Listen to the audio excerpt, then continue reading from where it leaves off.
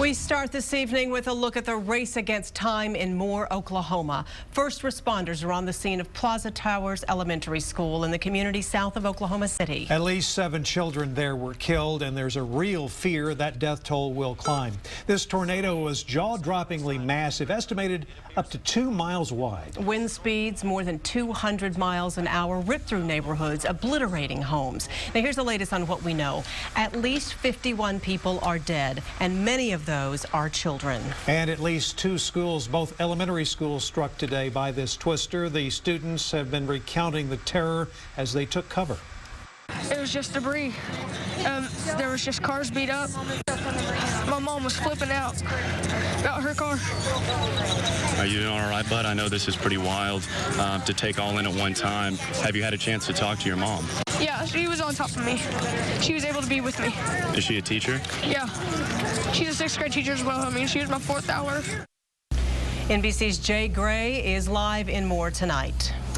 Good evening. The tragedy here in central Oklahoma continues to unfold this evening as emergency responders continue to pour into this area ravaged by the storm. Nightfall can't hide the devastation or desperation of emergency teams continuing to pour through debris, searching for survivors in the wake of an overwhelming storm. This is terrible. This is war zone terrible. The images show almost inconceivable damage here. The horrific reality is even worse.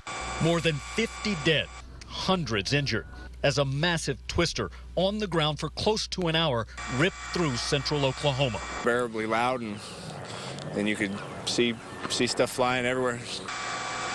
The wreckage stretches for more than 20 miles. Entire communities were swallowed by the storm. 2 elementary schools in the region took a direct hit. I had to hold on to the wall to keep myself safe because I didn't want to fly away in the tornado. Children were pulled from the rubble, but we now know there are students among the dead.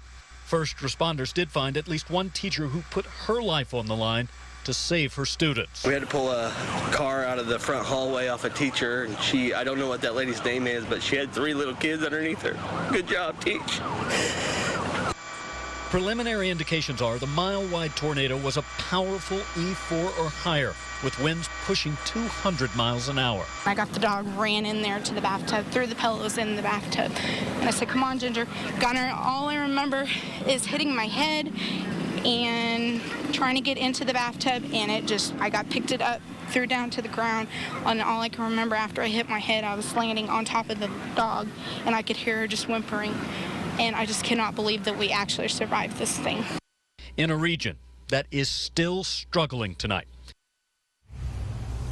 Yeah, and a part of that struggle includes the search for survivors. We know that the National Guard tonight has brought in heat-sensing equipment to help with that effort. That is the latest live here in Oklahoma City. I'm Jay Gray. Back to you now.